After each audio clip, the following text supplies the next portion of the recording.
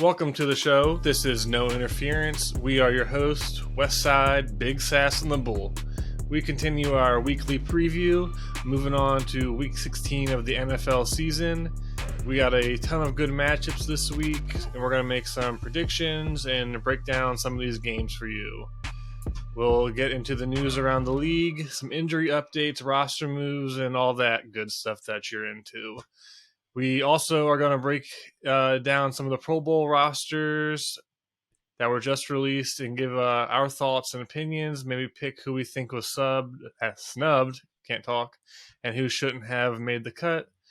We have all that waiting for you, so just stay on the video and keep on listening. So let's go. Injury updates. There are a few quarterback concerns among all other things. Of course, we only care about quarterbacks, so they're the only people that matter. First on the list, we'll stick with the potential MVP, Jalen Hurts. Has a right shoulder sprain and is doubtful, more than likely out for their matchups against the Cowboys. We can go to our resident Eagles fan and just get your 2 cents on the matter. Yeah, in regards to injuries in general, I'm not really that worried at all. He finished the game against the Bears. Obviously adrenaline's involved, and usually injuries are obviously, unless it's like a serious injury, like a tear or a break or something like that. Usually when it first happens, it's, once the swelling starts and stuff later in the day, that's when it gets worse, or the day after. So you could say that. I thought it was a sign though that it wasn't that serious when, he's throwing 68-yard passes to AJ Brown, and he finished the game off pretty strong. It's unfortunate because you just alluded to him being the favorite for MVP. He most likely is not going to win it now. I mean, just shades missing of Carson Wentz in 2017. Yeah, a little bit different because Wentz was obviously done for the year with the ACL injury or whatever it was, his knee. And I still thought that year he should have won MVP. He led the Eagles to, I think the record was the same. We were 13-2 at that point, something like that. He was the best statistical quarterback in the league up to that point, and even after the season finished, he looked like it. So similar with Jalen Hurts. Some people say he still should win MVP because of, like, if you want to do the story, like his story is the best story in the NFL. And then the other aspect of the injury that sucks is just the outlook on the Cowboys game. Everybody was talking about it was going to be the most viewed game of the year, all this other stuff. Obviously, Jalen Hurts not being in it affects that. Also, the Cowboys didn't take care of business last week against Jacksonville. So with or without Jalen Hurts, this game had less significance. The Eagles only have to win one more game. But it would have been nice to see Jalen Hurts play after the comments Micah Parsons made a few weeks ago. But overall, it sounds like it's not that serious of an injury. Let him rest for a game. I don't think he should rest for the rest of the season. Not playing for 5 weeks, I don't know how you don't have rust from that. I would say play him the whole game against the Saints, or if it's a blowout, the first half. Because, in blowout, or maybe the first 3 quarters. And then against the Giants last week of the season, if you've already beat the Saints, you obviously don't need to win that game. So maybe just a half. I think if we beat the Cowboys, for sure, treat it the last 2 games like preseason, but play.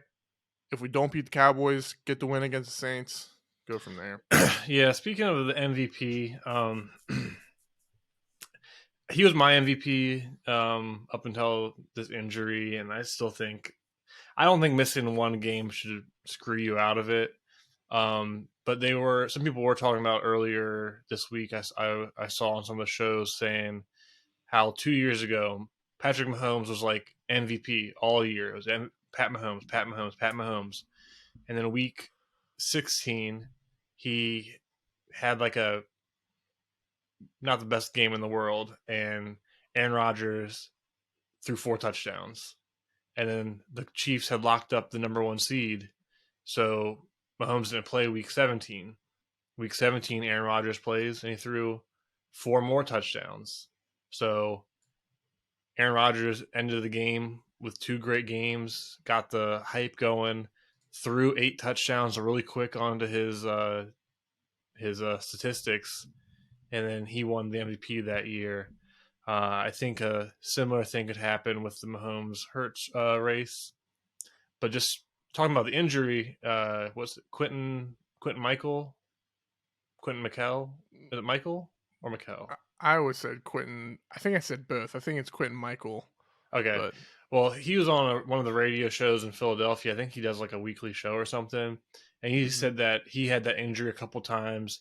And he was like, you can play through it, but it's extremely painful.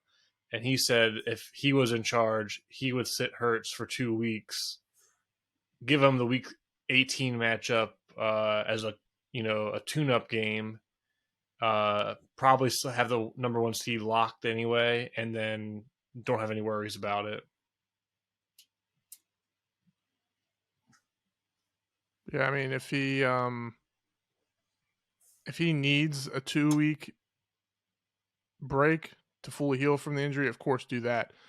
And I mean, if he needs a 3-week break, however much time it takes to heal, that's the most important thing. So, I mean, so be it if he has to wait until the divisional round to play, if we do win one of these games. But it sounds like it's either going to be a 1-week or 2-week injury. Different, Quentin Michael was a safety, so you're hitting people and,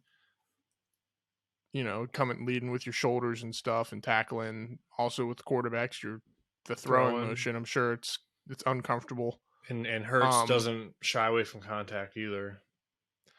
Yeah, they haven't. I mean, a shoulder sprain is a shoulder sprain. I mean, from what I understand, sprains are when you stretch the ligaments or tear them.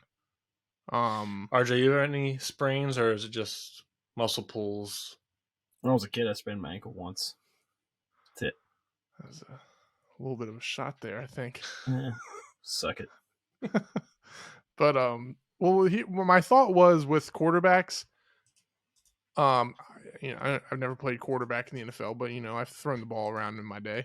Thrown a pigskin here and there. Yeah, I do think that continuous motion, especially an NFL quarterback who does it hundreds of times a week, there becomes a certain amount of flexibility with the tendons in that arm that if you do that motion all the time, it's going to be more loose than your left arm doing it all the time. Yeah. Not saying that's helps at all, but maybe it does. Maybe, it was just a slight sprain, but leave it at that. Yeah, I know as a fan, of course, everyone was waiting for that big Eagles-Cowboys matchup, and I think more so Cowboys fans were looking forward to it to have because I feel like the Eagles kind of got them this year regardless. Like, Cowboys have been good, Eagles have been better. Yeah, that first game, though, Eagles, without Dak. Yeah, the Eagles won without Dak, beat the Cowboys without Dak earlier in the year. But I think this is just Jalen Hurts in the rematch, and they have Dak. I'm still going to be rooting for Minshew. I got Minshew mania. Yeah, AJ Brown. I need AJ Brown to get some points. It's playoff time in fantasy, man. Come on. Yeah. Just before we move on, real quick, Taylor, you mentioned earlier in the week, if the Eagles get destroyed by the Cowboys, that probably will aid Jalen Hurts' MVP storyline. And if we destroy the Cowboys with Gardner Minshew and he has a great game, that's probably going to lend people more to be like, well, he's not. He is the system. Mike Parsons was right. What's her name? Minshew's out here slinging, freaking throwing dimes and actually making great plays. I don't like that argument, anyways. But that's what people will do. Yeah, I think it was Joy Taylor. I was watching her show today, and she was saying she just feels like the league doesn't want to give Hurts the MVP because she was saying how when they play good, it's the team, and when they play bad, it's because of Hurts. And if Minshew beats the Cowboys, and the league's just going to be like, well, anyone can win with this team. But in my opinion, Hurts we're 13-1, and Hurts hasn't had a bad game, and our one loss was not Hurts' fault. he threw 2 picks against the Bears, didn't throw for a touchdown. He still had a great game. Yeah. That just shows how good he's been. But at the same time, I won't be mad if we turn this into an MVP conversation. I won't be mad if Patrick Mahomes wins it. I mean, he's had a great year. Well, and I won a Super Bowl. Yeah, I take a Super Bowl over That's what anything matters. else. That's not to get sidetracked, but do you know your team's when your team doesn't realistically have a shot at the Super Bowl? That's when you're cheering on other things, like being a Titans fan. The Chris Johnson years when I knew we were just hot garbage. All I cared about was Chris Johnson TJ2K. stats. All I care about Chris Johnson stats. Chris Johnson stats. Because I was like, I have nothing else. Like that's as a fan, when you want to banter with other fans of other teams, like I have to have something. But when a player first is on the come up, like Jalen Hurts, I'm a little more inclined to root for them to get good stats because I want them to have that recognition around the NFL. Once they're already established as like an MVP caliber player, like Josh Allen, Mahomes, you care a little bit less about the stats, I would think, as a fan. But yeah. Well, moving on to the next injury, Ryan Tannehill has another ankle injury. I think it's the third time this year he's hurt his ankle. He's officially out, and there's stories that he's out for the rest of the year. So the Titans are going to be riding with Malik Willis, their rookie third-round pick. I am super appreciative for everything Tannehill's done since he's came to Tennessee, and you could argue that he's done just about as good as you could hope with the roster the Titans have. They have arguably the worst O-line in the league, and outside of A.J. Brown, he's had hardly any receivers or healthy receivers. If you look at his statistics this year, he's 65 completion percentage, not bad. He's thrown for 2,500 yards, 7.8 yards per attempt, which isn't bad. He does like to push the ball down the field, but only 13 touchdowns to 6 interceptions. And he's been hobbled literally most of the year because of his multiple ankle injuries, mostly because the Titans can't protect him. So a lot of people are saying this might be the writing on the wall, and this might be Tannehill's last season with the Titans. Yeah, I saw the injury for the first time today. Actually, it looked worse than I had thought. Like when you texted us when it happened. Yeah, and it looked like his ankle, like maybe I had a bad view of it. It looked like his ankle almost popped out. Well, he has had injuries to both ankles this year. He's basically been questionable most of the season, and the Titans left tackle Daly is just awful. The Titans will chip on his side, and then he won't even get hands on the defensive end. Like if you're bad and you get beat, like I can kind of understand it. Like you're not a starter, you're a backup for a reason, but he doesn't even get his hands on defensive ends. Like I question if he's like borderline blind. That's the only excuse I can think of. Because he consistently will go like this and just miss, and then Tannehill gets wrecked because if you're a defensive end and you don't even get a punch and you're just coming full speed off the edge, you're killing quarterbacks. Yeah, it just doesn't have a quick hands and feet, I guess. Quick mental game. He's just bad. And then of course, not to get into more injuries, the Titans backup tackle, who was a second-round pick last year, he finally came in. Titans fans have been calling for him to come in at left tackle all year. He finally came in for one drive, left with an injury, and they announced this morning they tore his ACL. Oh, jeez. Well, looking at, we're talking about Tannehill and that's the Titans. So you look at their season, it's hard not to, when you don't want to blame injuries because your team should have depth. And if you're a really good team, you have good depth. When you have this many injuries, it's just hard to overcome. Because, you got, besides the Bills game and the Eagles game, really, you went on a win streak. You lost to the Kansas City by 3. You lost to the Bengals by 4, arguably the 2 top teams in the AFC. The Jaguars, you had a lead, I think, in the first half, and then it just kind of fell apart. Yeah, just kind of a bunch of bad stuff happened, injuries, turnovers. Trevor Lawrence is on fire right now. And then you lost on a last-second field goal to the Chargers. So all things considered, with all the injuries, Tannehill's not playing well. You play the Titans, you know what they're doing. They don't stuff the box, stop Derrick Henry. Really, Derrick Henry is the only good thing on offense. Traylon Burke's been out for a majority of the year, it seems like. Freaking Epps. You talk about it all the time, how bad the O-line's been. So it's just been a tough year. I do think it's time to move on from Ryan Tannehill. He came to the Titans at the perfect time. We talked about that the other day, too, when I asked you if his first year was when A.J. Brown was there. That obviously helped him out. Your O-line was good. Derrick Henry's been, best running back in the league since Tannehill's been there. The defense has been one of the better defenses in the league. So once things start to fall apart around you, if you're not an elite, I'll start with Harold Landry right in the preseason ended. Yep, their elite pass rusher that you guys just signed, right? Yep, just extended him.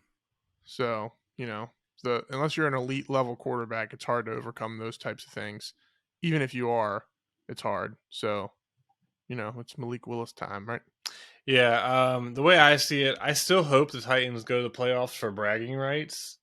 That would be good experience for Malik Willis. And I don't want the Jags to win. When the Jags had that one good year and they were Saxonville is really the most annoying fan base I've had to deal with.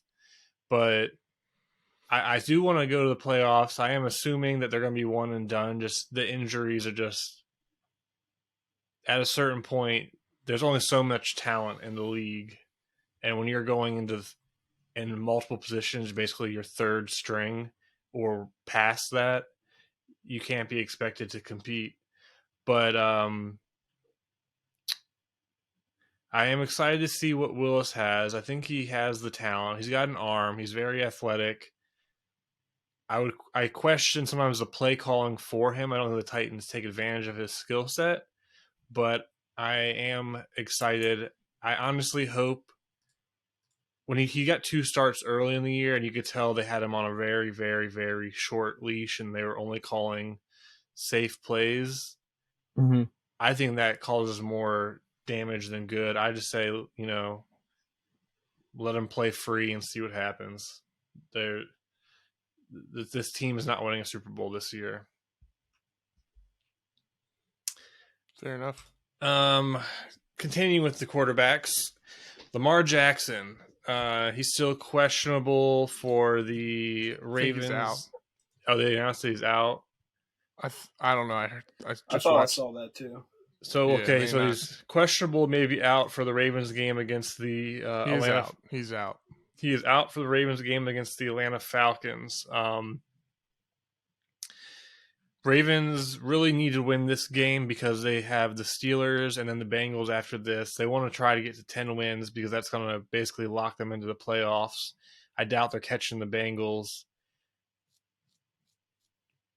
If you're Lamar Jackson, I don't know the severity of his injury. The Ravens are always really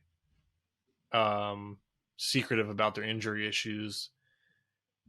You got no contract.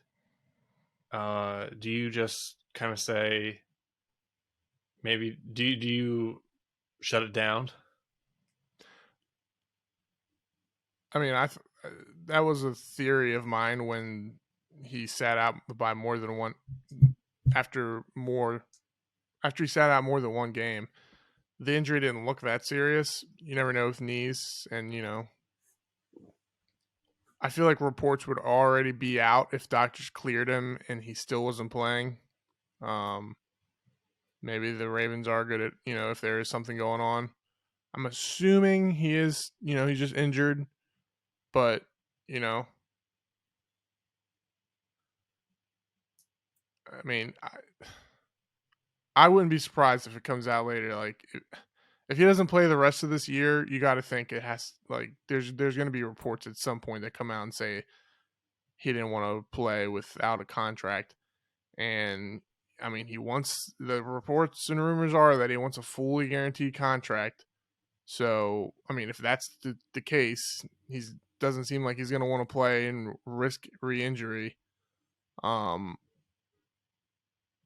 don't know. It's just a weird situation. The more and more the weeks go on without him playing, and the vibe of the whole thing, I just feel like he's not going to be a Raven. Yeah, I mean, I think that would be. I think the Ravens will be hard pressed to recoup from that. So he's a running quarterback. I'll say a mobile quarterback. Running quarterback. Some people think that's a bad thing to say. He has a knee injury. The Ravens have no receivers. They lost Bateman for the year. Duvernay potentially is done for the year. It's so bad they had to bring back Sammy Watkins. The Mark Andrews, I think, has been dealing with an injury this year, and teams are doing a lot better about taking him out of the game plan. And the Ravens' defense isn't really doing. They've gotten better over the years, but when it matters most, fourth quarter, third downs, end of halves, they're still not a good defense. I think if this team potentially loses this week and their playoff hopes are slightly in doubt, there could be a chance that he just, says, I'm not playing anymore. And then if you're another team, I know right away if that were to happen, people would be like, well, that looks bad on him, and it's going to make teams question him. It's not. He's a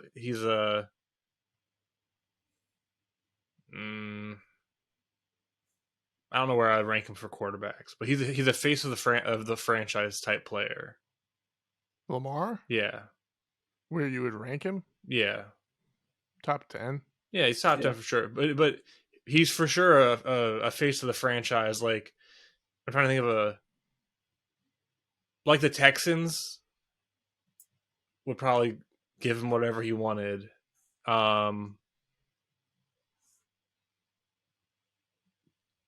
Tampa Bay, I know he wants to go back to Florida probably. Tampa Bay would dump Tom Brady to take him. He would have his pick of teams, honestly. If he wants a fully guaranteed contract, no. Well, no, but he could. If that's really what he wants, all he cares about is his salary and that contract, yeah, that's going to cause a problem. If he just wants to get paid and go somewhere, this is just probably will never happen. What if he does leave the Ravens and he goes to the 49ers? That would suck. If he ends up going somewhere else and doesn't take guaranteed money, does that mean he never wanted to be with the Ravens or stay with the Ravens? No, because he could go to the open market and be like, this is what I want. And if no team gives it to him, he'll have to adjust. Yeah. Well, he doesn't have an agent, so you're right. Nobody's sitting there telling him, he ain't going to get this Lamar. Yeah, he is his agent. I mean, if you want to look at Kirk Cousins with his fully guaranteed contracts, he was getting fully guaranteed contracts, but like half as much as what other quarterbacks were getting. So yeah, and he's like an Iron Man, right? He barely misses games. Yeah, he doesn't really get hurt. I don't know. And they're not long term; they're like 2-3 years.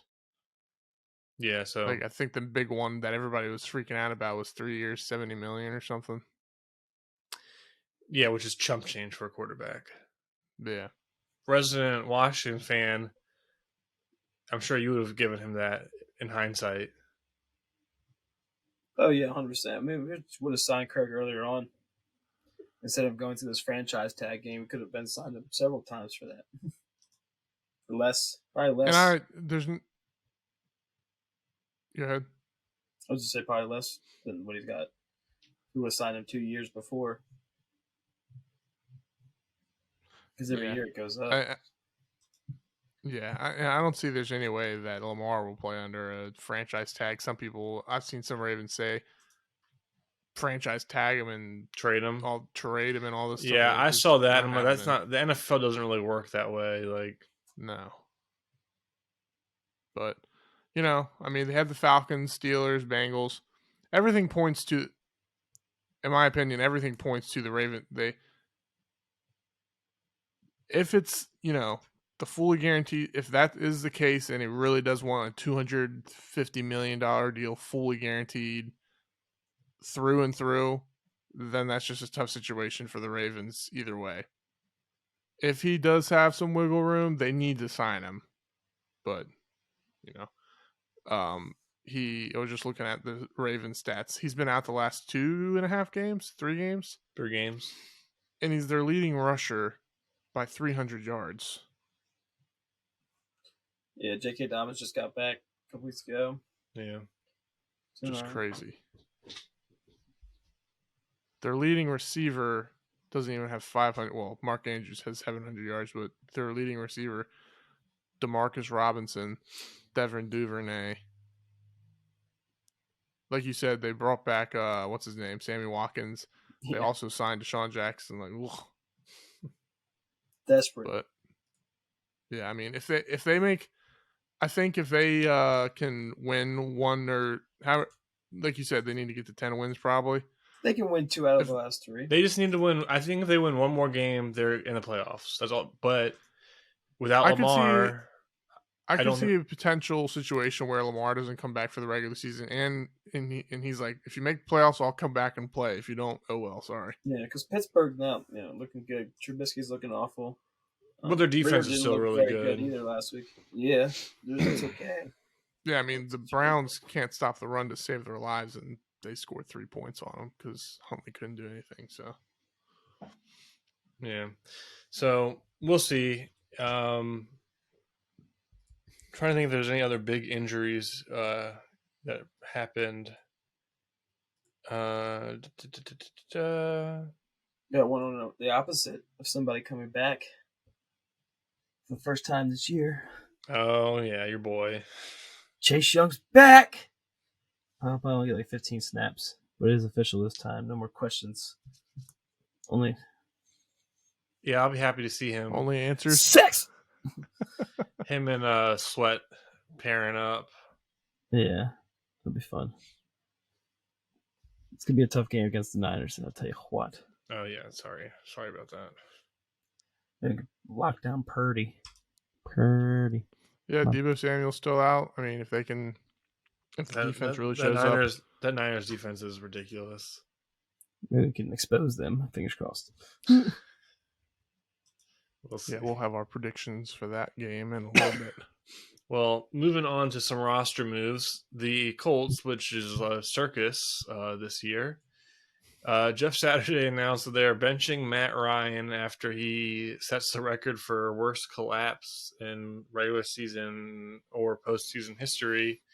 They're benching him for Nick Foles because Nick Foles apparently gives them the best chances to win. Big Dick Nick. No Jonathan Taylor. Their defense is hot and cold. O-line is not good.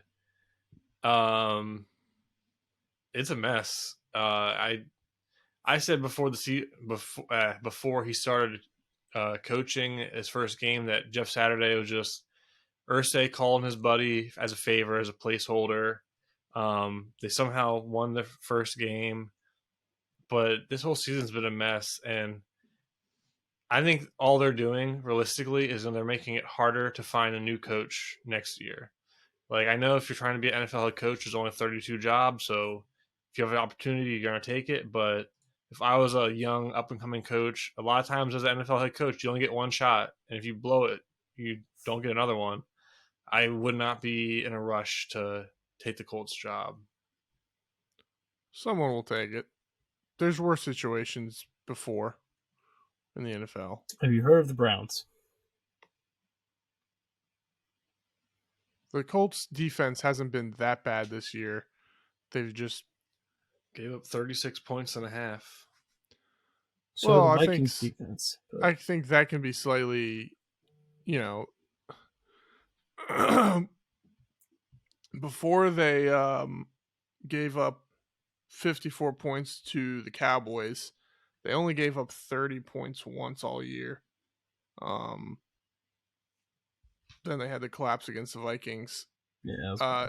I feel bad for Matt Ryan. He's kind of getting ragdolled by the Colts this year. I think the Colts are single-handedly trying to ruin his Hall of Fame credentials. I've never been more wrong in my life. Yeah, that's for about sure. off-season prediction, because I thought Matt Ryan signing was great. I thought he had enough in the tank to carry a team that looked promising. They had an elite receiver. They had an elite running back. They had a good O-line. They had a decent defense. It just wasn't that. Yeah, I mean, it just didn't work. What happened in the second half? I don't get it. Some people know, and some people don't know what's going on with players. I don't know anything. I don't know why anybody watches this show. Just kidding. That was a little harsh on myself and us. Well, truth hurts, bud. But I don't. The Nick Foles thing's just weird to me. I mean, let Matt Ryan have some dignity and finish the year. Jeff Saturday's in above his head, obviously. What if I wasn't? What if in Colts fashion? Because the Colts aren't eliminated from the playoffs yet. If they win out and then the Titans lose out and the Jags lose their next two and then beat the Titans, I think the Colts win the AFC South. What if Nick Foles comes out and just torches the next 3 weeks? I mean, the Colts have the easiest schedule of the three teams. They have the Chargers, Giants, and then Texans. But if Foles comes out, Nick Foles is going to pull that 2017 shit again. What if Foles comes out, goes 3-0 as a starter, drops like 11 touchdowns and 2 interceptions with no Jonathan Taylor? Does that make the Colts look even worse? If Nick Foles wins, goes 3-0 and gets like 11 touchdowns to like 2 interceptions. No, because that would be miraculous. Nick Foles has thrown 35 passes in the last 2 years. He's only played in one game for the Bears last year. He's 33 now. When he did it for the Eagles in 2017, he was 28.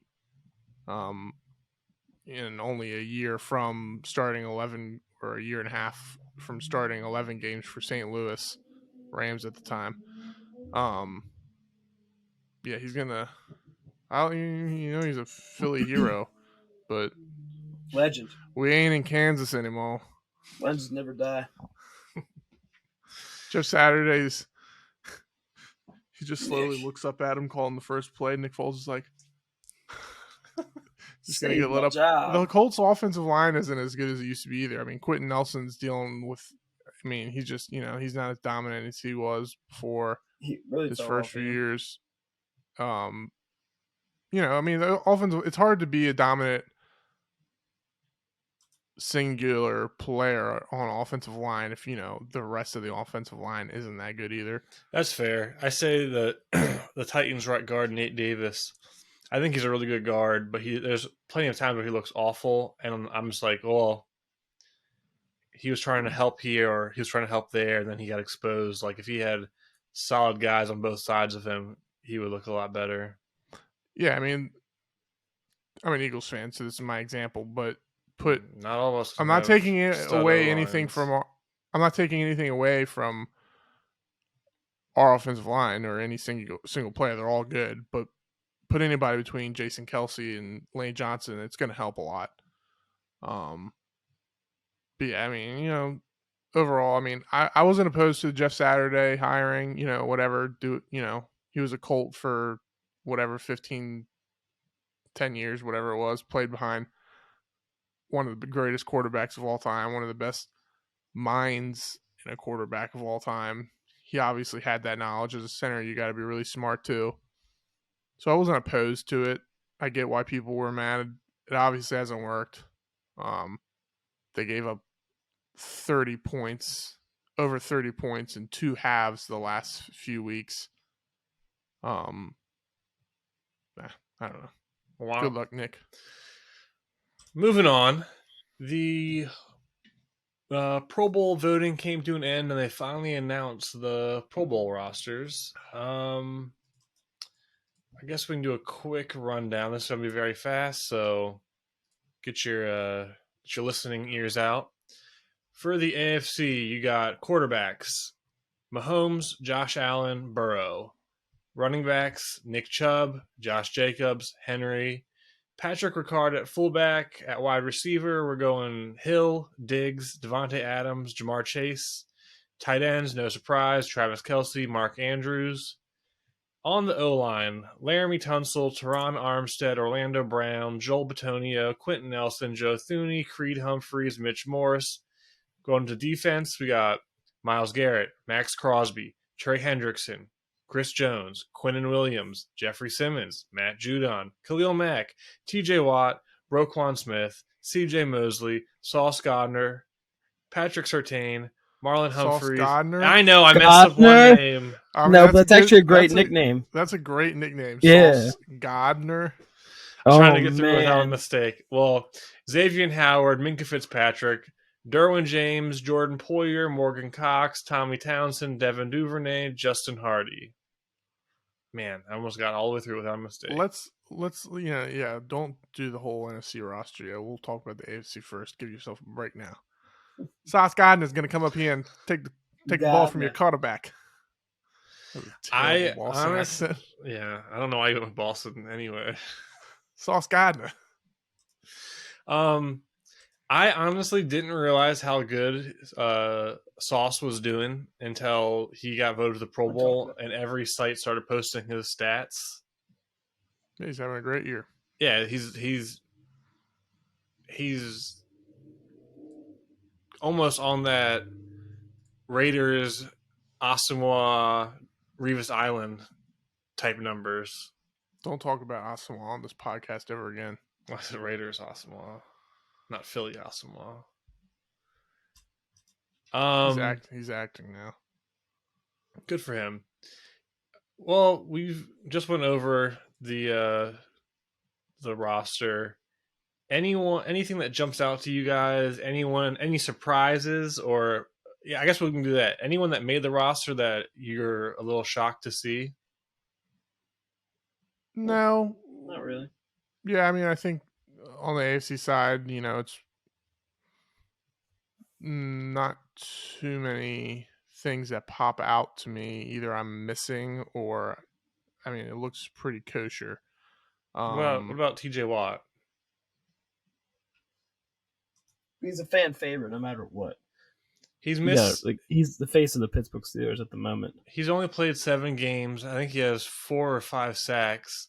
Meanwhile, the Steelers' other outside linebacker, defensive end Highsmith, I think he has 10 sacks. He's played the whole season. Yeah, but it's a popularity contest. This is what's going to happen. If it was a popularity contest, Tua we should would be put a there. disclaimer above this segment because it is the Pro Bowl. Tua lost a lot of flack when he got knocked out twice. Yeah, the Pro softball. we all know that the Pro Bowl is less legitimate than like an All-Pro nod or something. Even that's getting crap these days. CJ Mosley on the Jets, maybe give that to. He's doing all right this year. Of all since he's been over there, since he left the Ravens. Trying to think. Matt Milano on the Bills. Yeah, or yeah, I mean on the Bills too. Edmonds, right? He's had a good year. Yeah, Milano's a little better. Let's see, AFC linebackers.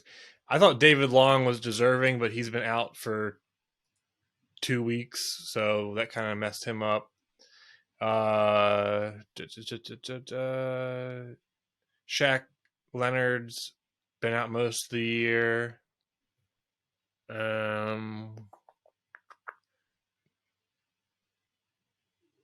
like the Chiefs linebacker Nick Bolton, but the Chiefs' defense hasn't been super hot this year. I will say that starters don't really matter as much, but Josh Jacobs should have been a starter over Nick Chubb. Yeah, I don't know how Nick Chubb got. I don't know how he got number one. Tyreek Hill, Stephon Diggs, that's good. Devontae Adams, Jamar Chase, can't really switch those four out. There's Kelsey and Mark Andrews. Yeah, the thing with the Pro Bowl is there's only so many spots. It's like sometimes you just, do you want to take this person out to put that person in? Maybe that person is a Pro Bowler, but then you got to take another person down. So it's, it's tough.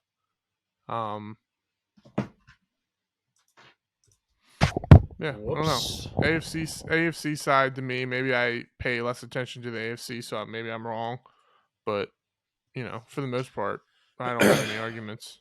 What about some people say, Tua, he led the fan votes, but fan votes are stupid. I don't think fan votes should be a thing. They obviously don't matter for much because Tua led, wasn't he leading all players in fan votes, and he didn't even make the Pro Bowl.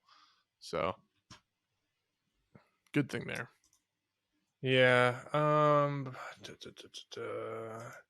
Yeah, I think the biggest Pro Bowl doesn't even matter anymore. They don't even, there's no game. It's flag. Tyreek Hill came out the other day and said, "Why don't we just play during midway through the season?" Like basketball. The whole thing with that is, basketball, you have 40 some games before the All-Star game, or is it 30s, high 30s, something like that? I can't remember. But the NFL, are you going to name a Pro Bowler? Yeah, who cares? The Pro Bowl doesn't matter anyway. So yeah, go ahead, do it midway through the season. If there's no contact, have it on a Wednesday afternoon. Yeah. Have it on a Wednesday afternoon and then broadcast it on the weekend so the NFL gets its views. Yeah, I do have one gripe. I think the Titans punter Ryan Stonehouse should have gotten some shine as a for the Pro Bowl. Well, he might get a chance if Towns and he's averaging 53.6 yards a punt, which is first in the league. He has put 28 inside the 20, which is fifth, and he's also kicked the second most punts because the Titans' offense is so bad. And there's been plenty of times where he's basically kept them in games by giving them awesome field position. I'll allow that because you've had a tough year. Usually, you don't care as much about punters. We did get Morgan Cox. Punter makes the Pro Bowl. Morgan Cox went as a long snapper, but he literally got that because he was with the Ravens for the last 8 years, and he was the Pro Bowl long snapper every single year he was with the Ravens, I think. Default. But yeah, I don't really have any gripes with the AFC voting. TJ Watt mainly, and then I haven't watched a lot of the Jets, honestly, so maybe CJ Mosley. I've always thought CJ Mosley was overrated from his time with the Baltimore. Yeah, but that's not the biggest deal. Moving on to the NFC Pro Bowl roster. I'm gonna run through this, and we're gonna go through and digest. Quarterback: Jalen Hurts, Geno Smith, Kirk Cousins. Then we got Saquon Barkley, Tony Pollard, Miles Sanders. At fullback, Kyle Juszczyk. Wide receivers: Justin Jefferson, A.J. Brown, CeeDee Lamb, Terry McLaurin. Tight end: George Kittle, T.J. Hawkinson. At offensive line, we have Trent Williams, Lane Johnson, Tristan Wirfs, Zach Martin, Landon Dickerson, Chris Lindstrom, Jason Kelsey, Frank Ragnow. Going to defense, you got Nick Bosa, Brian Burns, DeMarcus Lawrence. I'm flagging that one. Then you got Aaron Donald, Jonathan Allen, Dexter Lawrence, Micah Parsons, Zadarius Smith, Hassan Reddick, Fred Warner, Demario Davis, Darius Slay, Trayvon Diggs, Tariq Woolen, Jair Alexander, Quandre Diggs, Buda Baker. Oh, God. Niner safety, Talanoa Hufanga. I probably butchered that. I used to know it, but I haven't had to say that name in a few weeks. Long snapper Andrew DePaulo for the Vikings, punter Tress Way, kicker Jason Myers, Kevontae Turpin, and then Jeremy Reeves round out the starters for the NFC Pro Bowl. So, if you didn't notice, Eagles lead the way with 8 Pro Bowlers this year. Cowboys have 7. Well, the NFC East has in total has 21 out of the entire roster. So, yes. There's a few more questionable things on the NFC side to me. 100%. Yes. Just to start out with the running. I mean, quarterbacks, Jalen Hurts deserving. Geno Smith, I think, is deserving. Kirk Cousins. Swaggy Kirk, CBB. I mean, let's see here. All right. If you don't go Kirk, you're going. I've seen Jared Goff's name thrown out there a few times. I wouldn't have been opposed to that. He's having a great year. Highest scoring offense, I think. It has been a later turnaround, though. Yeah, I mean, his stats are on par with Kirk Cousins. He has 4 less interceptions. He has the same amount of touchdowns. Yards per attempt is the exact same, 7. QBR is higher by 5. He's taken a lot less sacks, which, that's O-line and quarterback. Outside of Jared Goff.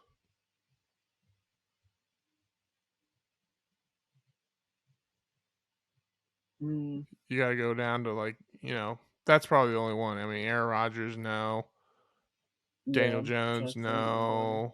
Jimmy Garoppolo's no. Obviously, Kyler Murray's no. Obviously. So yeah, I mean, Kirk Cousins or Jared Goff for running backs. Clearly, Taylor Heineke was just, fuck.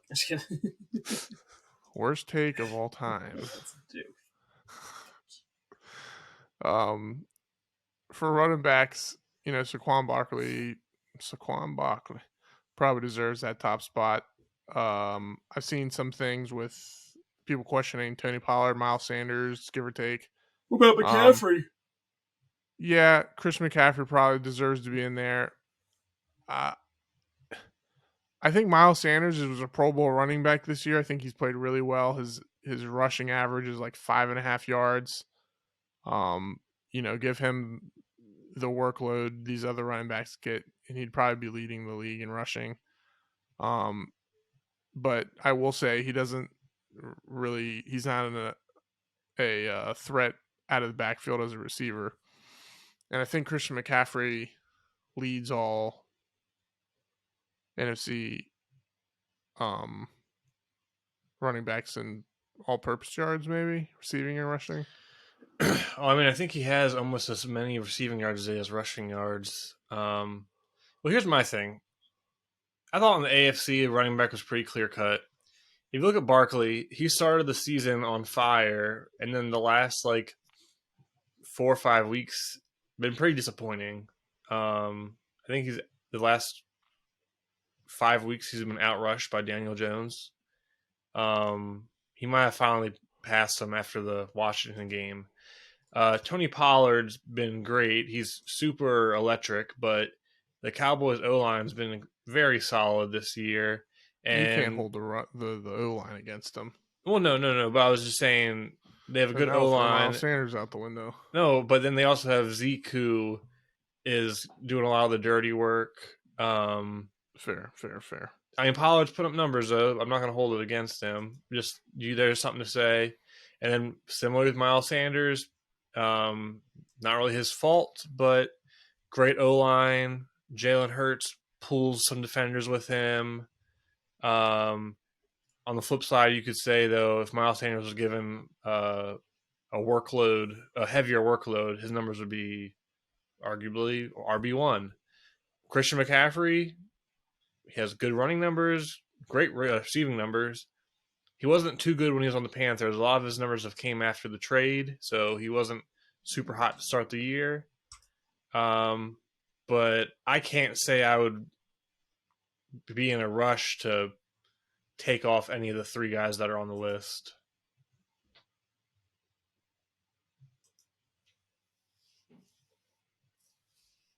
Yeah. It's hard to argue against Tony Pollard, like you just said. I think Miles Sanders should be in it. I'm biased with that, but Christian McCaffrey definitely should have been in there. You know what my 2 biggest complaints are, and they're probably not fair? How did Javon Hargrave not make the Pro Bowl? And he has 10 sacks. We were going to get there, buddy. Okay. Like, off the bat, if we want to go to there, James Bradbury and him should have been I was going to starters. say James Bradbury too. So Hargrave has 10 sacks. He's one of the best pass rush win rates of all defensive linemen, but definitely interior defensive linemen. And then James Bradbury has been a shutdown corner. You could make an argument that he should be Defensive Player of the Year, but the league only cares about sacks unless you're Charles Woodson. And I know everyone's like, well, the Eagles got 8 people, blah, blah, blah. The Cowboys had 11 Pro Bowlers, and they were like a 3rd seed one year. Yeah, I mean, I don't care how many. You're the best team in the league. You're 13-1. You're said to have had the most stacked roster before the season started. It's obviously true. So that shouldn't matter. At least, stats back them. They not only have an effect on the game. If you watch them, they both have the stats to back it up. Hargrave has the 10 sacks, as you just mentioned. I think he's 2nd in the league, or at least in the NFC, in pass rush win rate. James Bradbury, his whatever it is, yards per attempt allowed is like 0.6, something crazy. Like, he literally like puts the clamps on the receivers he's playing against, and he gets targeted a lot. He has I think he has around 15 pass deflections. Yeah, at least a defensive tackle, like Aaron Donald is Aaron Donald. Like, he's going to probably get the Pro Bowl every year until he retires. Jonathan Allen's had a very good year for the Commanders, and then Dexter Lawrence has been awesome for the Giants. But if you go look at the cornerbacks, you have Darius Slay. Good for him. He deserves it. Trayvon Diggs. He's all right. He's going to be like Antonio Cromartie and bank on his huge interception year probably for the rest of his career. Tariq Woolen, he's a rookie leading the league in interceptions. But Jaheir Alexander, I know he used to be like the best, like a lockdown corner and one of the best corners in the league, but he hasn't been good this year. 4 years. He hasn't been good this year though. Who was it earlier in the year? I think Debo made him look bad. There was another receiver that, or was it De'Ami Brown? One of the team. There was another receiver earlier in the year that just made him look awful.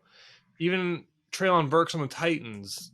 There was one he actually got him. Cool comment. He got like a reporter to ask him about it like after the game. I can't remember who it was. It was like some drama. Oh, it was Justin Jefferson in the division. Yeah. Justin Jefferson had them all turned around. I don't think he's a Pro Bowler. All right, who's better? Player 1, 44.6 completion percentage, 273 yards, 8.3 yards allowed per completion, 3.7 yards allowed per target, or 66 completion percentage allowed, 587 yards allowed, 11.7 yards per completion, and 7.8 yards per target. Player 1 or player B? Player 1 or player B? Player A. Player B. Player 1 is better. Player A is better. That's James Bradbury versus Trayvon Diggs. Trayvon Diggs is overrated. We all know this. Now the one argument could be that, somebody could say Diggs goes up against the best receiver on the other team and the Eagles have Slay. Pretty sure Diggs doesn't travel and neither does Slay. I think Slay does travel. Not Yeah, that because he was on often. Terry McLaurin that one night. It was like the last 2 times. He Not called as Terry, I don't think they do burnt. as often as they were. Yeah. Last year they did for sure. Because Avonte Maddox almost strictly plays a slot. I could be wrong. If I'm wrong about that, I apologize. I'm an Eagles fan. I watch every game. These corners are all, they're running out there. It's hard to tell. But just by going off Sweating bullets stats, over which here. the Pro Bowl should be off. The Pro Bowl should be mostly off stats. But that was my other gripe. All right. Did you mention Lawrence, RJ? Yeah, I did. Yeah, DeMarcus Lawrence. He's just as bad. So he has 6 sacks on the year. He's a pretty good run defender. I don't think he's a Pro Bowler. He had one like great year, and ever since then, and it wasn't even a good year. He got super overrated his breakout year, and he's been riding that the rest of his career. I can't think off the top of my head who will replace him, but there's got to be a defensive end in the NFC that is better than him. Josh Sweat. Yeah. Montez Sweat. Yeah. Josh. The Sweat Bros. Either of the Sweat Bros. Josh Sweat is the only defensive lineman in the league, I think. Maybe the NFC, or maybe the only defensive end this is by PFF. So if you like PFF, that has him ranked over 90 in pass and rushing defensive rating. He also has 9.5 sacks. He gets the pressure. So either one of the Sweat Bros. Or give me the Aiden Hutchinson. I'll take him over Lawrence. Who? Agreed. Hutchinson, the Lions rookie. He's came up, after a rough start. Yeah. Wasn't getting a lot of sacks, but he's getting precious. But like we said earlier, the Pro Bowl is kind of a joke now. It really doesn't even matter. I haven't cared about the Pro Bowl in years. Yeah, It's nice when your players make it, but the All Pro is more important. The one thing that gets me the most worked up is when people, if I'm talking about like credentials, people go, "Oh, well, he has 7 Pro Bowls," and I'm like, "Well," and I have 2 toothpicks. Which one's better? Well, it's just like you could be.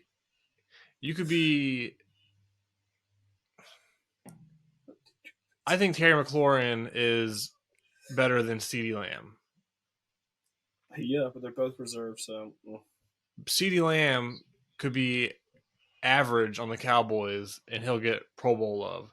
Terry McLaurin, this is his first Pro Bowl this year? Yeah, and this is 3rd year in a row with over 1,000 yards. Yeah. Now, I was just using that example, but like you definitely have small market teams and big market teams. And what's that face for? I was just trying to do some research. Oh, you have small market teams and big market teams, and if you're on a small market team and your team is not good, you could be having a great year, and you're going to be hurting when it comes to these kind of awards. That's one of the reasons why I was surprised that Sauce Gardner is going to the Pro Bowl, because he plays for the Jets and he's a rookie. But his name is so known, and like you said, best numbers. A long time for a rookie corner. He's been doing it all year. McLaurin and Lamb aren't technically reserves. They're just not starters, technically, is what it is. Yeah. You don't really have any options. I mean, you have to pick those 2, right? I mean, second to right after CeeDee Lamb and McLaurin for receiving yards in the NFC is Amon-Ra St. Brown with 974. He does have 6 touchdowns. Then you got to get to Tyler Lockett would probably be my argument. I think the injury 8 touch was a bad time. Well, yeah. Yeah, but I saw the ESPN report saying they would do Tyler Lockett over Terry McLaurin. I was like, what about CeeDee Lamb? The hell? Yeah, I mean, he has 8 touchdowns. I would give Terry McLaurin the bump because he has the worst quarterback out of all of them. CD has Dak. and two good run games that they can, that opens up the pass. Tyler Lockett has DK Metcalf. Geno Smith's had a great year, which could be attributed to the receivers. They also were able to run the ball really well. They also were giving up a lot of points, so they were throwing a lot. Terry McLaurin has performed no matter who's throwing the ball. And so, I mean, that's got to count for something, right? Mm-hmm. No. I think so. Trying to put the bias to the side, but no. Well, and I think CeeDee Lamb has had a disappointing year. He was pegged as the guy this year, right? 88, the breakout since receiver. Amari Cooper got traded, Yeah, he was going to be the guy, and he's been good, but hasn't been any better than he was. Yeah. Well, like we said, Pro Bowl doesn't matter. It's basically a joke. I haven't really cared about. Talked about it. I haven't cared about the Pro Bowl. We did it for you guys in years. Moving on to the next little tidbit. YouTube and the NFL agree on a deal for Sunday Ticket. So I guess the Sunday Ticket will no longer be through DirecTV. Is that correct, Trevor? That's what it sounds like. Yep. So all they heard today, which is completely fine with me. It is impossible. You can only get NFL Sunday Ticket if your home is eligible for a dish. But you don't need a dish to watch the games or to have NFL Sunday Ticket. It just makes no sense. If someone has it, you can just log into their account at your house anyway. Only one person can use it at a time, though. No, but I think it's stupid that you can't register for it at your address. But yes, you can use my account. That's fine. Yes. I've always had a huge... The NFL is probably the biggest... It is the biggest, like... Ponzi scheme? No. Like, what's the word I'm looking for? It's the biggest source of entertainment probably in the United States. It's probably got, I think I mean, the Super Bowl's got to be up there, and if not the top, like, thing that gets the most views on cable television every year.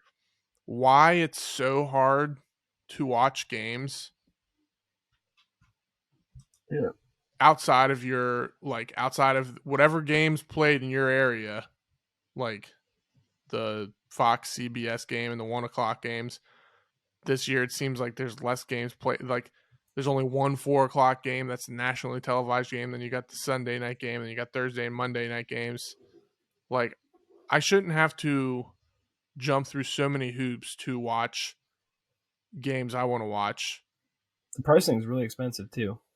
Yeah, like, I get it. They want all the money in their pockets they can get, but I'd be like, I mean. Like, if they're going to put it on YouTube, is it going to be an extra package, or is it going to be part of YouTube's YouTube TV? Like, I think YouTube TV is probably like $75 a month. So, like, you're getting cable with it.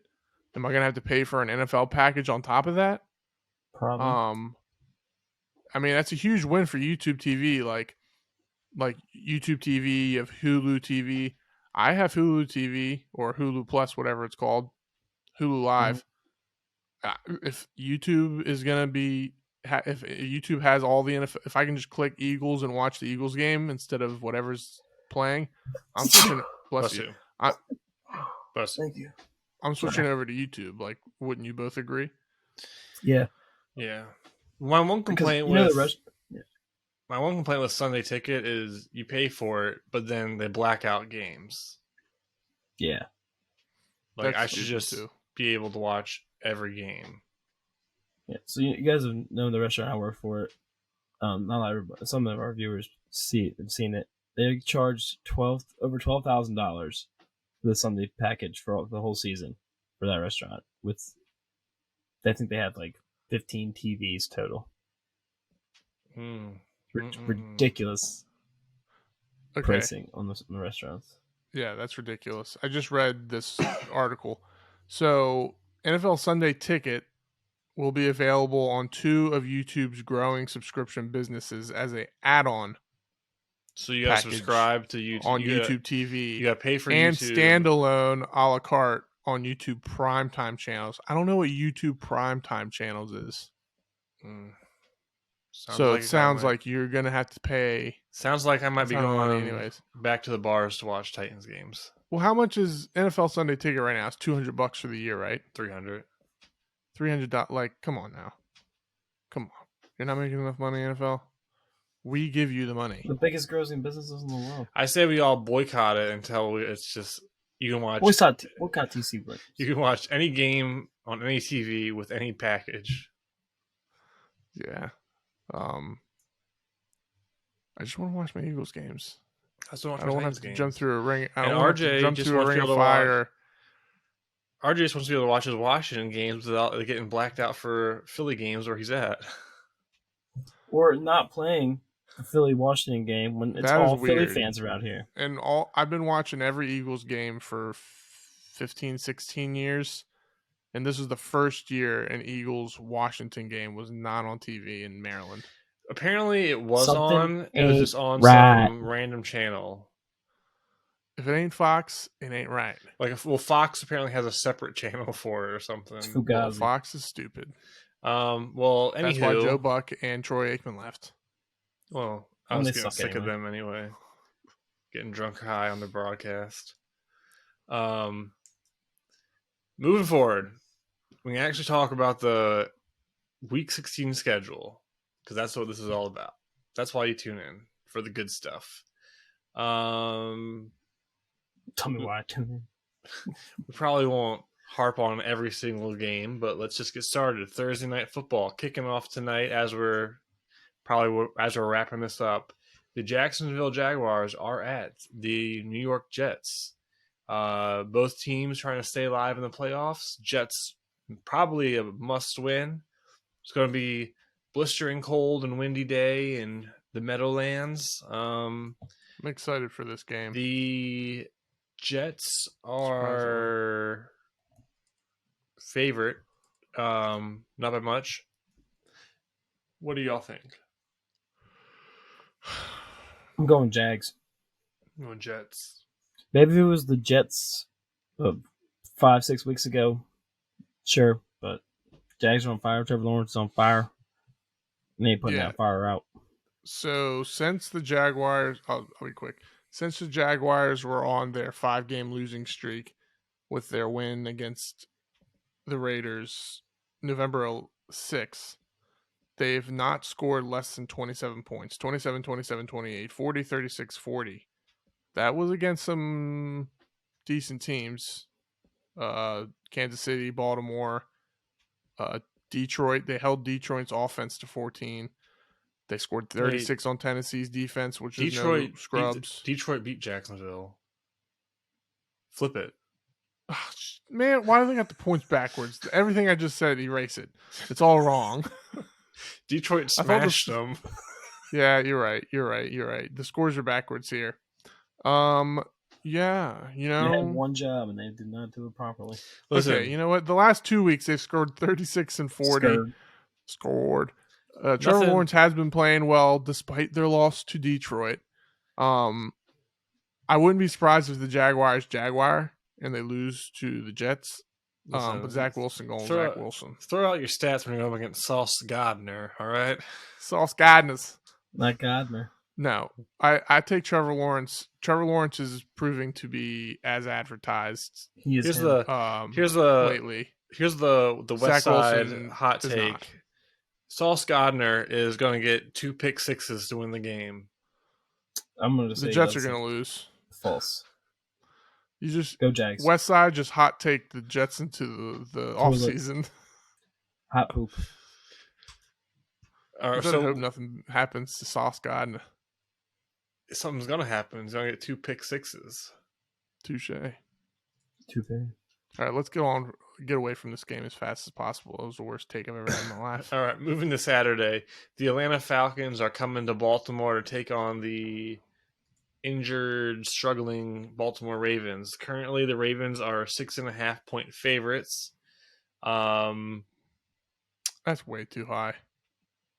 The Falcons I agree. Haven't been great this year. They're 5-9.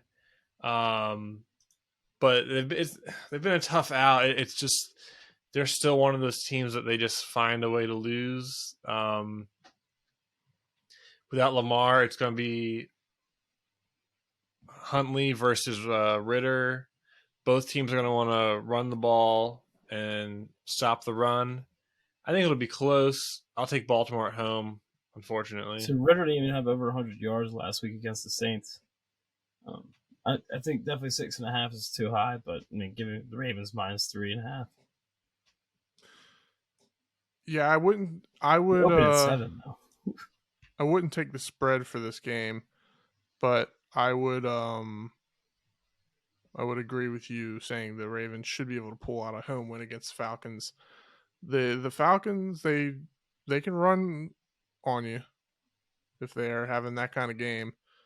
Ritter didn't look too great the other day, and the Ravens do have enough talent on defense and experience. Falcons, they should be able to handle that. But Falcons for sure might need Patterson to return a kick for a TD to stay in this game. But just do what I've been saying for the last 5 weeks. If it's a Ravens game, bet the under and then take your winnings. Yep. Next game, Detroit is going to visit the Carolina Panthers. If this was a few weeks ago, I would say Lions will find a way to lose this.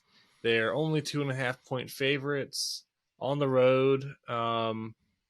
I want the Lions to make the playoffs. I'll be rooting for them. I like Dan Campbell. I like Jared Goff. I'm just going Lions all the way. I'm going with the Lions too. I don't think the Panthers can score enough points. They're scoring.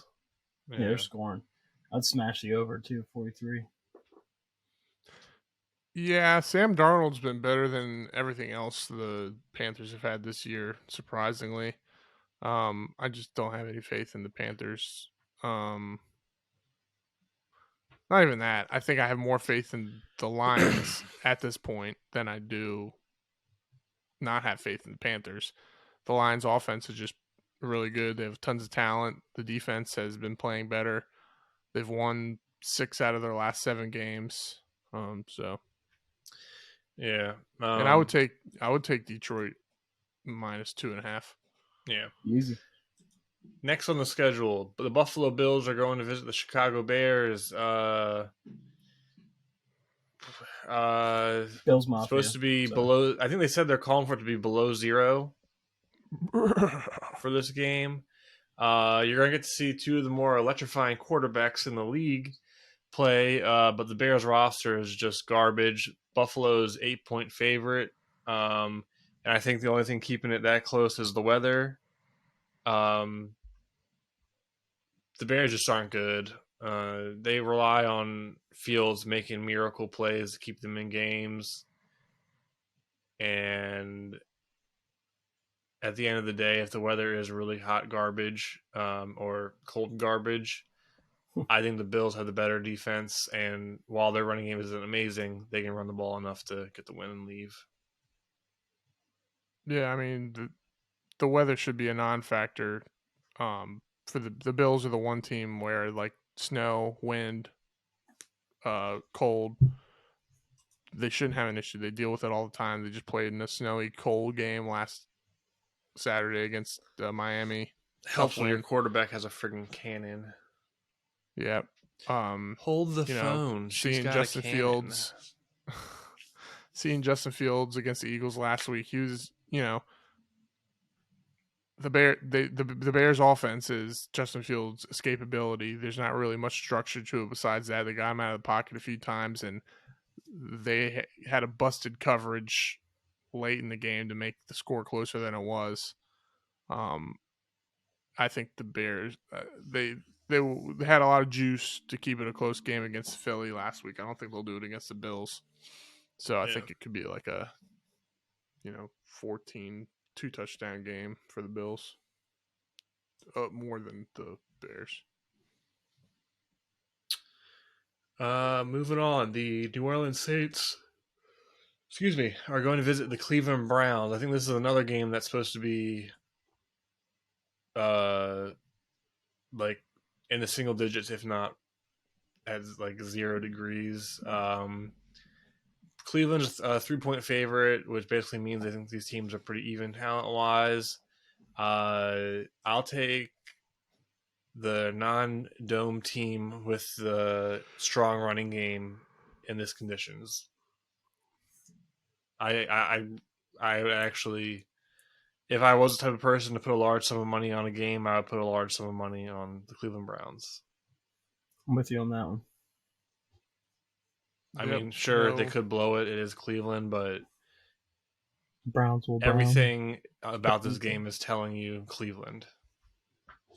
Yep, no arguments for me. Like you said, I mean, Nick Chubb should be able to have a good game, and Cleveland, they are more talented than the Saints. Next game, supposed to snow. No, that's even worse. Next game on the 1 o'clock slate, the Seattle Seahawks are traveling to Arrowhead Stadium to take on the Chiefs. Chiefs are 10-point favorites, but I'm going to give you this hot take of the week. Geno Smith is going to... I was going to say the same thing. Geno Smith, Pro Bowler, comeback player of the year, is going to lead the upset over the Chiefs.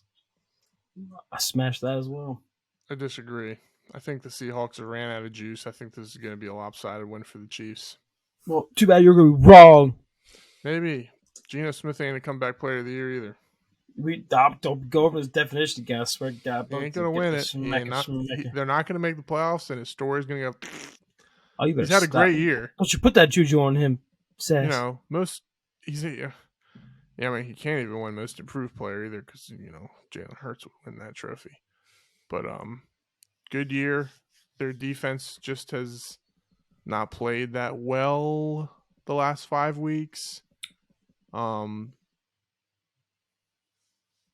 Mahomes going to have a good day, I think. We'll see. Kenneth Walker's still a little beat up. Tyler Lockett's out. Y'all forgot Tyler Lockett's out. DK Metcalf's going to fight 20 or 11 players probably. Yep. Well, next on the games for 1 o'clock, the New York Giants are traveling to Minnesota to take on the Vikings. Vikings are 4-point favorites at the moment. I think this might be where the Giants season starts to come to an end. Me as well. Stop getting out of my head because you said the last 3 things. I thought the Giants were going to get destroyed by Washington. Last show, if you guys remember, talk about that. Well, it's funny because last show, you remember, my bold prediction was that Washington win by 20 or something crazy. Yeah. Right before the game started, I looked at Taylor and I was like, I think this is going to be a weird. I picked the Washington to crush them, but I have a weird feeling this is one of those games. Washington. Okay, LeBron James. We didn't play the best, but the referees sure did screw us in the ass, and everybody agrees. Yeah. Am I good? Yeah, you're good. Flag. I watched I watched the video of that. It was really fuzzy video, so I couldn't tell. And correct me if I'm wrong. I couldn't see a thumb, and it didn't quite look the way it was explained to me. So in the article, looked over. I think put his thumb up. Yeah, Terry put his thumb on the ref. It looked like the ref pointed at him. So Terry looked away, and then Terry didn't look back at him, and Terry put his thumb up, but he didn't look at the ref, and then the ref put his. I feel like the ref. Well, he did move up. Thing. I do think if you're he moved twice. If you're being technically by the book, second time he moved without looking back at the ref. Not saying it was wrong. Well, so I think the ref should do better communicating. I think if you're being technical, sure, maybe the flag was justifiable, but based on the communication, no, it was not justifiable. And the play, well, what's the name? Dean Blandino. He came out and said it's a terrible call, and the refs are even told not to really throw that flag in that situation where there's a motion and they run the ball right up the middle. And he said that as long as the two receivers are on different planes, then it's fine. Yeah, it should be relative. Like the outside receiver being on the belt of the center, like that's the rule. And it's a run play up the middle. And as soon as the ball hiked, Terry McLaurin didn't even do anything because it wasn't part of the play. Like asking you to be lined up within inches, like give me like a foot like of a range. So Well, some people were like, "Well, the receiver motion made an illegal play," and I'm like, "That's not how the rule. That's not how the that's rule not what the ref goes." called either. He said, Well, no, people were saying that if Curtis Samuel stayed there, Terry McLaurin would have been lined up fine. But since Curtis Samuel motioned, it made Terry McLaurin an illegal formation. But that's not how the rule is interpreted, so that's wrong too. But there's several pass interferences that were overlooked. the last pass interference that was not called was bad. Preposterous. well, anywho, Fuck the Giants. I hope the Vikings stabbed them with their horns. Oh yeah. Skull. Skull. The Giants, Vikings defense has not been good, but they should be able to score against the Giants. Yeah, I agree. Next game, the Cincinnati Bengals are going to Foxborough to take on the Patriots. Cincinnati's 3-point favorites. I normally wouldn't bet against the Patriots this time of year with this weather in Foxborough, but Bengals are potentially the hottest team in the league, and the Patriots seem to be falling apart. Bengals can play in the cold, but I'm really excited to see the rookie corner on the Patriots, Jones, go against see some Jamar Chase action. Then you still got T. Higgins and. I was going to say but the Patriots defense is legit. You're either worried about Jamar Chase trying to break your ankles, or T. Higgins is just going to dunk on you. It's a rough matchup, but yeah, I still like the Bengals. Yeah, I mean the spread's -3 for the Bengals, so I wouldn't be. I mean, I'm picking the Bengals too. I think they should be able to win by over a touchdown. Yeah. Joe Burrow is just playing really well right now. So, next Patriots game, don't have enough juice.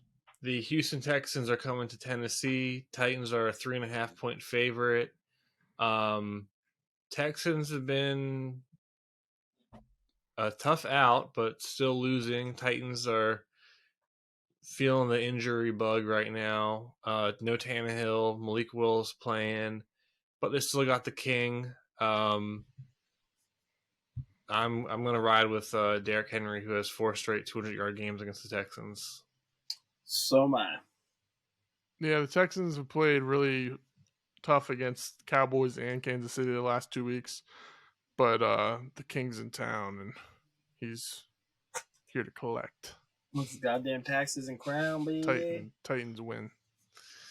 For whatever reason, when you said that, Trevor, the Walker Texas Ranger theme popped in my head. Gonna have to make an edit of that. Yeah, that's a good idea. So we're going to 4:00 games. We got Washington is going to go visit the 49ers. Niners are 6.5-point favorites. My concern is just the 49ers defense has just been absurd the second half of the year. Like, really no one's putting points on them. Yeah. I'm still waiting for the game where Purdy is put in a tough situation. The Commanders aren't a team to be slouched. What's the way I'm looking to word that? They're no pushover. Yeah, they're no slouch. Thanks. The 49ers should win this game. But the Washington, they have a defensive. We talked about their line earlier in the show. If they give, there's still no Deebo Samuel. If they give a little bit of a tough time to Christian McCaffrey in the run game, who knows? Maybe a little bit of Heineke magic. Stop trying to run Curtis Samuel up the middle and just give it to goddamn Brian Robinson, you freaking idiot Scott Turner. Yeah, I'm calling you out, punk ass. Heard it from the bull first. Brian Robinson averaging 6 yards to carry. Oh, let's go ahead and run Curtis Samuel up the middle. Yeah, it doesn't make any sense. So yeah, I like the Niners, but don't count the Commanders. I mean, the Commanders, they beat the Eagles, so if they can beat the Eagles, there's no point in saying they can't beat the Niners. I'm being biased, I don't care. Go Commanders, fuck the Niners. Next game, this would have been game of the week. Might still be. Philadelphia Eagles are going into Dallas. Before we even start, why didn't they flex the Eagles Cowboys game to the night game over the Raiders and Steelers? Riddle me that. I mean, Christmas Eve, it doesn't really matter. But still. Yeah, I don't know how the flexing works for these like special scheduled games, so who knows? But people are gonna view it's Christmas Eve though. Everyone's off. People are gonna. Well, I don't know if that's true actually. If you're not off, sorry, I am. I mean, maybe it's Saturday. People should be able to watch. Maybe 4 o'clock is the better hour. Maybe I'm sure they did the research. Like maybe since it's Christmas Eve, they're like maybe people are going to be up late watching the game. Shove the research up their butts. In this game, regardless of Jalen Hurts, which obviously adds to the storyline, if the Cowboys would have handled business, this game would still have a ton on the line. But they didn't, so it doesn't. This game means a lot more for the Cowboys than it does for the Eagles. I'm excited to watch the game still. I want the Eagles to win. Regardless of Jalen Hurts MVP, whatever anybody wants to say, I hope Minshew goes out there and throws 4 touchdowns and beats the Cowboys, because the Cowboy fans are going to be so furious. The media is going to be talking about it all week. If we beat the Cowboys, it will be glorious. If we lose, oh well. Here's my thing. So this game is actually still really important for the Cowboys, because if they get the 5th seed, they're going to play probably the Tampa Bay Buccaneers in the first round of playoffs, which is what they want. If for whatever reason they drop to the 6th seed, then they're potentially going to San Fran, the first round of the playoffs. And you don't want that. I still think the Eagles' defense is good enough to make this a game. Their defensive line can hopefully keep the run game in check and tee off on Dak. And they have plenty of corners to put on CD Lamb. Michael Gallup's been a big old nothing this year. And then if I was the Eagles, running Miles Sanders, using that elite O-line, and then I'm telling Minshew, just throw the ball to the sideline to A.J. Brown. Just throw it to the sideline. Deep into the sideline. I disagree. Throw it to Devontae Smith, because Trevon Diggs is probably going to be on Brown, which is a harder matchup. And the other corners for the Cowboys are not good since what's-his-name got injured. I want to see A.J. Brown, Mawson Diggs. That'd be nice. Minshew has it in to just throw it up. What I want to see is A.J. Brown just run over Diggs like he did for Christian Fulton. That'd be great. My one gripe about this matchup is that all I'm hearing about and all I've heard about is the Cowboys' strength is the Eagles' weakness. The Cowboys can run the ball. The Eagles can't. They have trouble stopping the ball. Not true. That was a problem for like 3 to 4 weeks in the middle of the season. We still have given up yards, but it has not been the same. Like the Washington game where that whole like the Washington figured out how to beat the Eagles. Small chunks. Hasn't really turned out to be true. And any good offense, that's how you want to beat them, is by keeping the offense off the field. Also, Dallas has no run defense either, and we have a good run game. So that's Dallas my gripe. Run defense is worse than the Eagles. Yeah, like the Eagles can do exactly what the Cowboys are saying they can do to us. And I think we have a better defense than them. The Cowboys' pass rush hasn't been that great lately. 1 sack. I think the game's going to come. I think the game's going to come down to Dak Prescott versus the Eagles' pass rush and cornerbacks. I don't think like Zeke and Pollard had a good game against us in the first week, and they were playing what's his name. So the difference should be Dak Prescott, and what's he going to do? If I'm putting money on it, I'm probably taking the Cowboys, but I won't be surprised if the Eagles win. Minshew Mania. Pick the Eagles. Let's go. They changed it after Hurts got injured. It was, what was this? What was it? -1 Dallas. And then it went all the way up to -6 for Dallas when Hurts got injured. And now it's 4.5. Yeah. So it went down a little bit. I think if the Eagles I don't think this will be a blowout either way.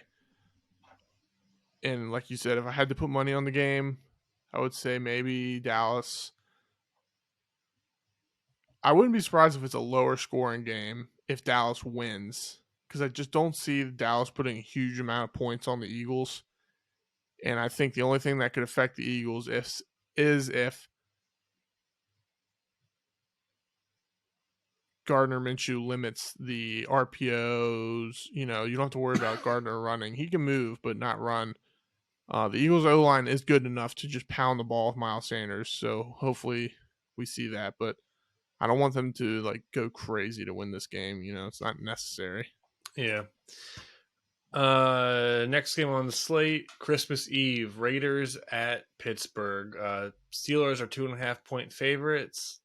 And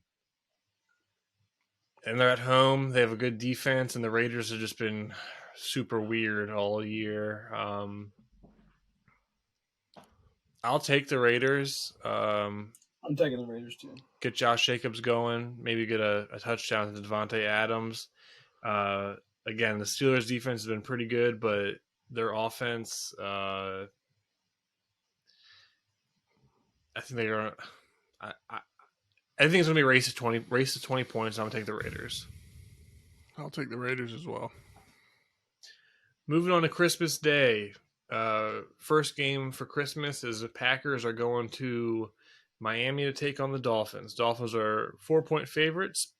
Packers have been keeping their season alive, but I think the Dolphins, after that letdown against the Bills last Saturday night, I think the Dolphins are going to take it out on the Packers, unfortunately.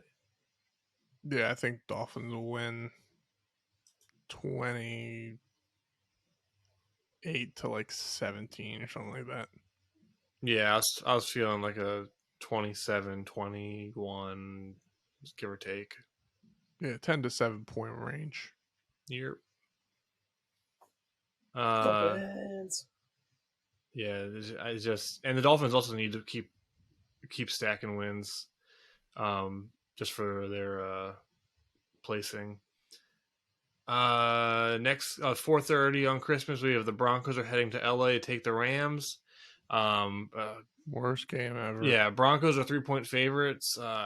I'm taking the Broncos. I think the Broncos defense is a little bit better. Yeah, I'll take the Broncos defense and then run game. But yeah, I probably won't even watch this game, to be honest. I'm taking the Rams. Y'all's picks are biased bullshit. Alrighty.